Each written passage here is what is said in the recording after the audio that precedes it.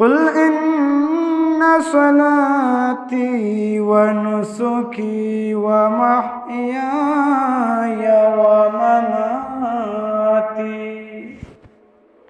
ومماتي لله رب العالمين আল্লাহ পাক রব্বুল আলামিন বলেন ইন্নাস-সালাতি আমার নামাজ হে নবী আপনি আপনার উম্মতদেরকে বলে দিন তারা যেন বলে ইন্নাস-সালাতি আমার নামাজ ওয়া নুসুকি এবং আমার কুরবানি সমস্ত কিছু আমার জান মাল সব কিছু জীবন লিল্লাহি রাব্বিল আলামিন আল্লাহ পাক রব্বুল আলামিনের জন্য। যখন জিলহজ মাস আসে উম্মতে মুহাম্মাদের উপর জিলহজ মাসে বিশেষ একটা দিন কুরবানি করা আবশ্যক হয়ে পড়ে। এই কুরবানিটা কার উপরে আবশ্যক এবং কার উপরে আবশ্যক নয়, ইসলামী শরীয়তের মধ্যে স্পষ্টভাবে বর্ণনা করা হয়েছে। যখন কোনো মানুষের কাছে 52.5 তোলা রূপা অথবা 7.5 তোলা স্বর্ণের সম পরিমাণ সম্পত্তি থাকব, অথবা যদি কিছু পরিমাণ স্বর্ণ থাকে এবং কিছু পরিমাণ রূপা থাকে, উভয়টা মিলিয়া যদি স্বর্ণ এবং রূপার মধ্যে যেইটার দাম সবচেয়ে কম ওইটার সম পরিমাণ হয়, তাহলে আপনার আমার উপর কুরবানি করা ওয়াজিব। আবার কোন মানুষের কাছে অল্প স্বর্ণ আছে, অল্প রূপা আছে, অল্প টাকা পয়সা আছে, সব কিছু মিলাইয়া যদি 52.5 তোলা রূপা অথবা 7.5 তোলা স্বর্ণের সম পরিমাণ হয়, তাহলে ওই ব্যক্তির উপর কুরবানি করা ওয়াজিব হয়ে যায়।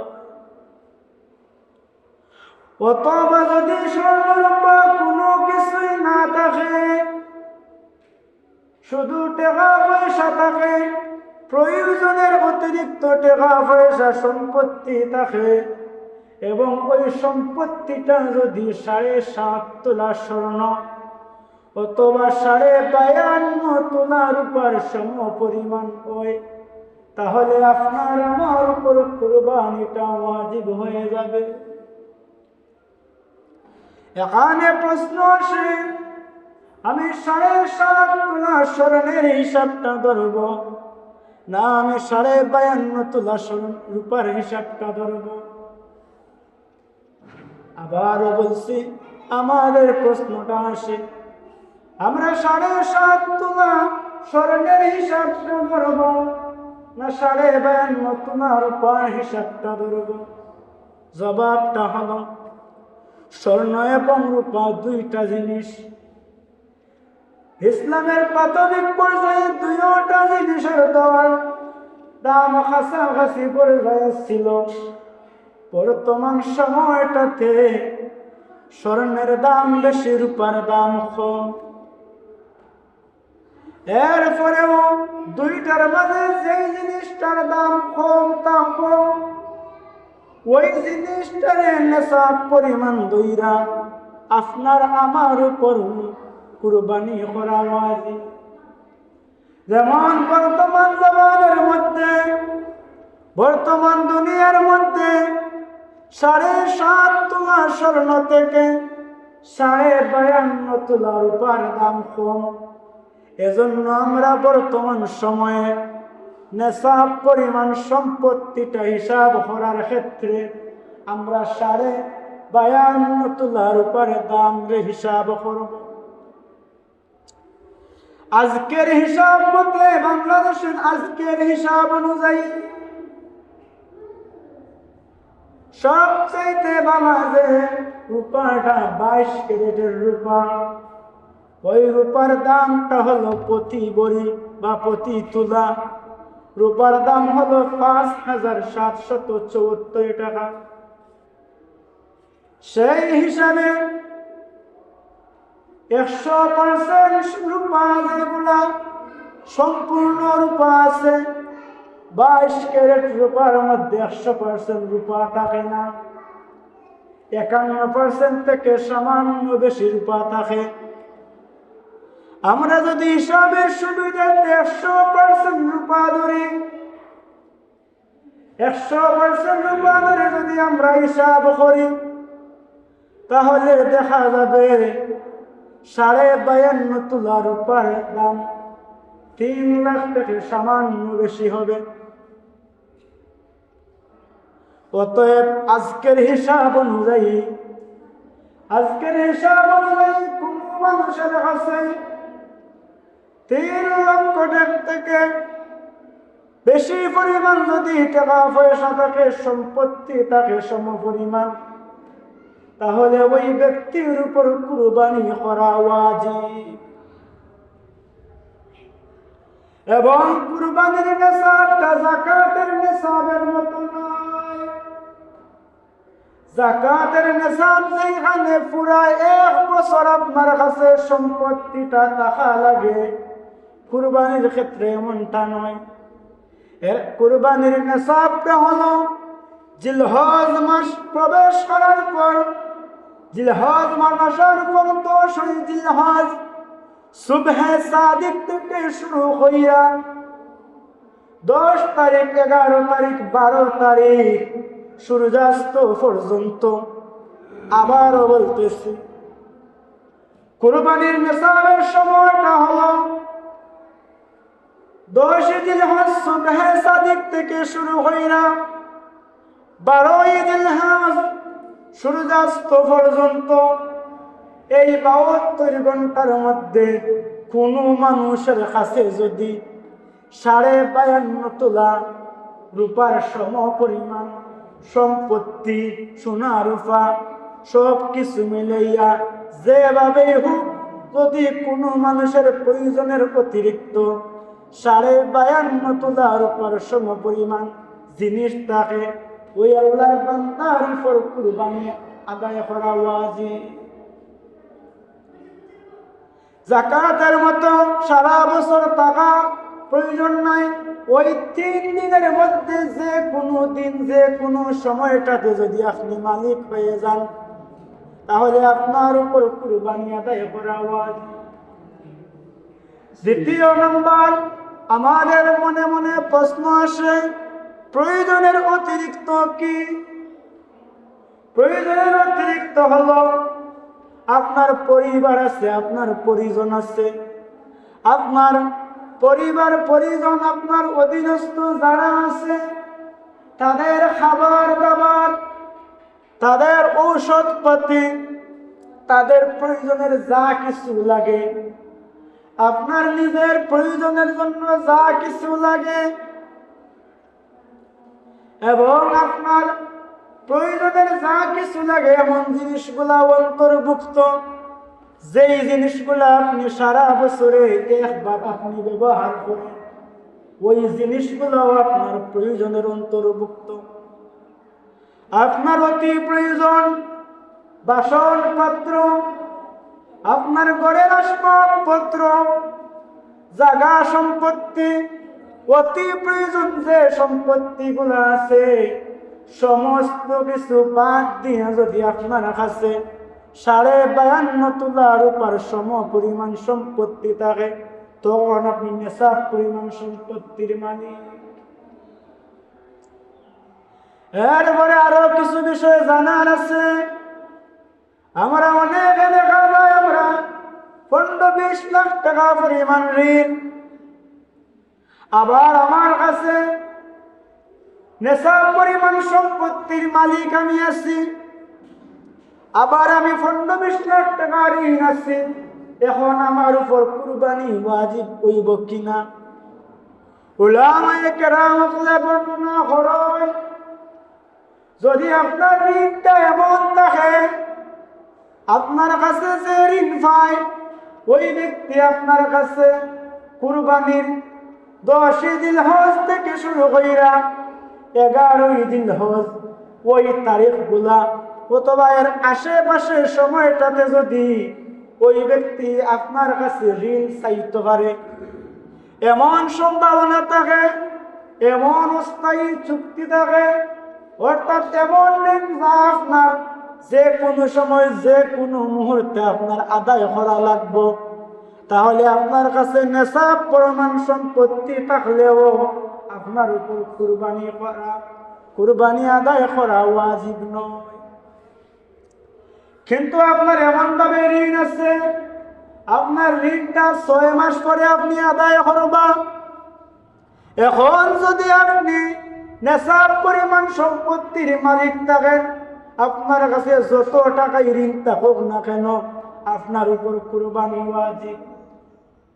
অথবা আপনি কিস্তির মাধ্যমে বা এইরকম কোনোভাবে ঋণ করছেন, ঋণটা আপনি বছর 2 বছর 3 বছর এইভাবে কিস্তিতে আপনি ঋণটা আদায় করতেছেন, তাহলে আপনার ক্ষেত্রে হুকুম হইল গিয়া কুরবানির যে নির্দিষ্ট সময়টা আছে ওই সময় তার আশেপাশে আপনার যে কিস্তিগুলো দেওয়া লাগবে, ওই কিস্তিগুলোতে যত টাকা পরিমাণ আসে ওই টাকা বাদ দিয়া যদি আপনার কাছে নেশাব পরিমাণ সম্পত্তি থাকে, তাহলে আপনার উপর কুরবানি আদায় করা আবশ্যক। এবং কুরবানি আদায় করার ক্ষেত্রে পরিবারের মধ্যে যদি এমন থাকে, স্বামীর কাছে যদি নেশাব পরিমাণ সম্পত্তি থাকে স্বামীর উপর কুরবানি আবশ্যক, স্ত্রীর কাছে যদি নেশাব পরিমাণ সম্পত্তি থাকে স্ত্রীর উপর কুরবানি আবশ্যক, সন্তানের কাছে যদি নেশাব পরিমাণ সম্পত্তি থাকে তাহলে সন্তানের উপর কুরবানি আদায় করা আবশ্যক। যে কোনো একজনে কুরবানি আদায় করলে সবার পক্ষ থেকে আদায় হইত না। নেশাব পরিমাণ সম্পত্তির বিষয়টা আমরা বুঝতে পারলাম, এবং আজকের হিসাব অনুযায়ী 3 লাখ বা তার থেকে বেশি পরিমাণ সম্পত্তি থাকলে আপনার আমার উপর কুরবানি আদায় করা ওয়াজিব। এখন যদি দেখা যায় আজকের তারিখ থেকে 10 জিলহজ সময় আসার আগে 10 জিলহজ যেই সময়টা আসবে ওই সময়টাতে দেখা গেল স্বর্ণ অথবা রূপার দাম কমে গেল অথবা বেড়ে গেল, তাহলে আপনার হিসাবটা ওই দিনের অনুযায়ী হবে। এইভাবে আপনি আমি নেশাব পরিমাণ সম্পত্তিটা হিসাব করব। তৃতীয় নাম্বার, আপনার যদি এমন কোনো জিনিস থাকে, যেমন এক মানুষের ঘরের মধ্যে আছে স্বর্ণ আছে 1 তোলা 2 তোলা স্বর্ণ আছে, আমরা চিন্তা করি অনেকে আমার কাছে তো 7.5 তোলা স্বর্ণ নাই, অতএব আমার কাছে মনে হয় আমার উপর কুরবানি আদায় করা ওয়াজিব নয়। আসলে বিষয়টা এমন নয়। আপনার কাছে যদি 1 তোলা স্বর্ণ থাকে আর অল্প পরিমাণ রূপা থাকে, অথবা আপনার কাছে যদি 1 তোলা স্বর্ণ থাকে এবং অল্প কিছু পরিমাণ টাকা থাকে, এবং ওই স্বর্ণ এবং টাকা মিল্লা অথবা স্বর্ণ এবং রূপা মিল্লা দুইটা মিল্লাও যদি 52.5 তোলা রূপার সম পরিমাণ হয়ে যায়, তাহলে আপনার উপর কুরবানি আদায় করা ওয়াজিব। এখন আপনার কাছে অল্প পরিমাণ টাকা আছে, আবার আপনার কাছে 1 তোলা স্বর্ণ আছে, আপনার উপর কুরবানি ওয়াজিব, কিন্তু আপনার কাছে নগদ কোনো টাকা পয়সা নাই। আপনার করণীয় কি? আপনার করণীয় হলো গিয়া আপনি স্বর্ণ বিক্রি করে হইলেও আপনি কুরবানি দিতা, অথবা আপনি ঋণ হইরাই না কুরবানি আদায় করতা। ঋণ বলতে এমন ঋণ করবা সুদের মাধ্যমে টাকা আনবা না, করে যে হাসানা বা বৈধ পদ্ধতিতে ঋণ আইনাও আপনি কুরবানি আদায় করতে পারবা। এইভাবে আপনি আমি কুরবানিটা আদায় করতাম। কুরবানির সময়টা আগেও বলেছি 10 জিলহজ থেকে শুরু হইয়া 12 জিলহজ পর্যন্ত এই 3 দিন কুরবানি করা যাইব। তবে সবচাইতে উত্তম হইল গিয়া, সবচাইতে উত্তম হল গিয়া 10 তারিখ কুরবানি করা, এরপরে 11 তারিখ, এরপরে 12 তারিখ, এইভাবে কুরবানি আদায় করতাম। দ্বিতীয় নম্বর, যখন আপনার আমার উপর কুরবানিটা আবশ্যক হয়ে গেল, ওয়াজিব হয়ে গেল, আমরা কতটুকু কুরবানি দিতাম? নেশাব পরিমাণ সম্পদের মালিক থেকে শুরু হইয়া কোটি কোটি টাকার সম্পত্তির মালিকের উপর যতটুকু কুরবানি আবশ্যক, ওই নেশাব পরিমাণ সম্পদের মালিকের উপর ততটুকু আবশ্যক। কতটুকু আবশ্যক? একটা ছাগল, একটা দুম্বা অথবা একটা ভেড়া, এই জাতীয় পশুগুলা যেগুলো আছে 1 বছর বয়সী একটা পশু কুরবানি দেওয়া ওই লগে আপনার আমার উপর আবশ্যক। আর যদি আমরা গরু কুরবানি দিই অথবা মহিষ কুরবানি দেই, তাহলে 2 বছর বয়সী একটা মহিষ অথবা একটা গরু 7 ভাগের 1 ভাগ হইলে গিয়ে আপনার উপর কুরবানি করা আবশ্যক। অবশ্য আপনার সামর্থ্য অনুযায়ী আপনি যত বড় ইচ্ছা আপনি কুরবানি দিতে পারেন, কিন্তু আপনার উপর যদি আপনি গরু কুরবানি দেন, তাহলে 2 বছর বা তার চাইতে বেশি বয়সী একটা গরুর মধ্যে 7 নামের মধ্যে 1 নাম আপনার উপর আবশ্যক। আর যদি আপনি ছাগল কুরবানি দেন অথবা ভেড়া কুরবানি দেন, বকরি কুরবানি দেন, এই জাতীয় পশুগুলা কুরবানি দেন, তাহলে আপনার উপর 1 বছর বয়সী একটা পশু কুরবানি দেওয়া আবশ্যক। ছাগল, দুম্বা, বকরি, মেড়ামেড়ি এগুলার মধ্যে একজনের বেশি মানুষের কুরবানি আদায় করা সহি হইতো নাই। শুধুমাত্র একজনে একটা আদায় করতে পারবা, কিন্তু গরু, মহিষ, উট ইত্যাদি পশুর ক্ষেত্রে 7 জন পর্যন্ত শরীক হইতে পারবা। শরীক হওয়ার ক্ষেত্রে খুবই সাবধান। বিশেষ করে আমরা দেখা যায় আমরা অধিকাংশ মানুষ আমরা শরীক ভাবে কুরবানি দেই। অনেক উলামায়ে কেরাম বলেন বর্তমান প্রেক্ষাপট অনুযায়ী শরীক হয়ে গরু কুরবানি দেওয়া থেকে একা একা ছাগল, দুম্বা, বেড়া ইত্যাদি কুরবানি দেওয়া উত্তম। কেননা আপনি 7 জন মিললে যখন আপনি গরু কুরবানি দিতে যাবেন, 7 জনের নিয়তটা সহি থাকতে হবে এবং 7 জনের ইনকাম টাকা পয়সা সম্পূর্ণ হালাল হইতে হবে।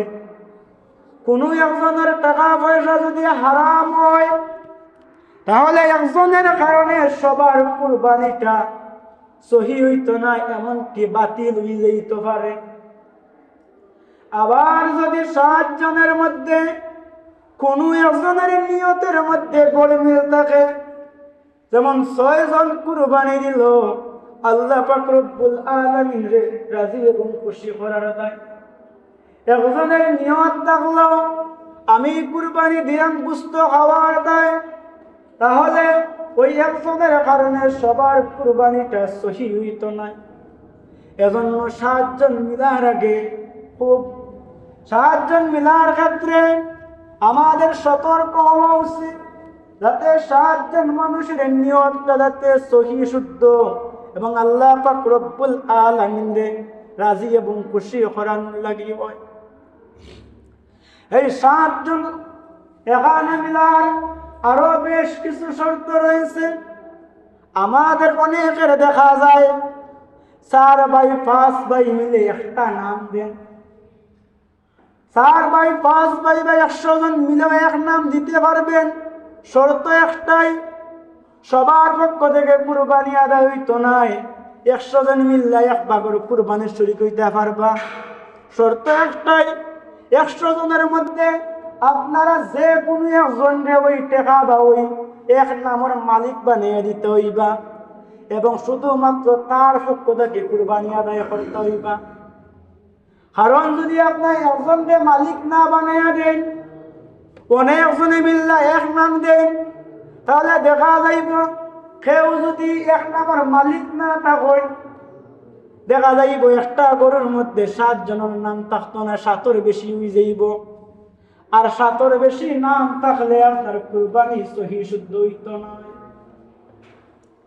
আবার অনেক ক্ষেত্রে দেখা যায় অনেকের 7 জন মিলে কুরবানি দিতেছেন, মনে করেন 70,000 টাকার একটা গরু কুরবানি দিতেছেন। দেওয়ার ক্ষেত্রে দেখা গেল 7 জনে 6 জনে দিয়েছেন, 6 জনের মধ্যে 5 জনে 10,000 করে 50,000 দিয়েছেন, একজন দিয়েছেন 15,000, একজন দিয়েছেন 5,000। ওই কুরবানিটা সহি শুদ্ধ হইত নাই। একমাত্র ওই সময়টাতে সহি শুদ্ধ হইব যেই সময়টাতে যেই ব্যক্তি 5,000 দিছেন এই পুরা 10,000 মিলিয়ে দিবা, অথবা যেই ব্যক্তি 15,000 টাকা দিছেন ওই ব্যক্তি 5,000 টাকা নিজে দিলেও ওই টাকাটার মালিক বানাইয়া দিলেই বা যেই ব্যক্তি 5,000 টাকা দিছেন, তাহলে যেই ব্যক্তি 5,000 টাকা দিছেন উনিও 10,000 টাকা দেওয়ার পরিমাণ হয়ে গেলেন এবং উনিও 7 নামের মধ্যে এক নামের অধিকারী হয়ে গেলেন। তাহলে আপনার আমার কুরবানিটা হইব। আর যদি এইরকম বেশম থাকে সম্পত্তির মধ্যে 7 নামের মধ্যে কেউ 7 থেকে কম কেউ 7 থেকে বেশি, এরকম ভাবে হলে আপনার আমার কুরবানিটা সহি শুদ্ধ হইত না। এরপরে আমরা যখন কুরবানির পশুটা ক্রয় করা যাইব, সবচেয়ে উত্তম পশুটা আমরা ক্রয় করতাম, বয়সের দিকে লক্ষ্য করতাম। ছাগল, ভেড়া, দুম্বা ইত্যাদি পশুর ক্ষেত্রে সর্বনিম্ন 1 বছর বয়স হতে হবে এবং গরু, মহিষ এর ক্ষেত্রে 2 বছর বয়স হতে হবে। 2 বছরের কম হলে হবে না, 2 বছরের বেশি হলে অসুবিধা নাই। কিন্তু আমাদের সমাজের মধ্যে প্রচলন আছে, আমরা দাঁত দেখি, দাঁত দেখা আবশ্যক নয়। গরু থাকুক আর না থাকুক, যদি 2 বছর বয়স হয়ে যায় এটা দিয়া কুরবানি করা জায়েজ। এখন কোন গরু যদি দেখা যায় 3-4 বছর থাকে না, ওই গরু যদি 2 বছরের বেশি হয়ে যায় কুরবানি আদায় করা যায়। এজন্য শুধু দাঁত দেখলে হবে না, বয়সটা দেখতে হবে। এজন্য আমাদের দাঁত দেখার কারণে অনেক গরু ব্যবসায়ী হল আছে, এরা দেখা যায় 2 বছরের কম গরুর বয়স, দেখতে অনেক বড় হয়ে গেছে।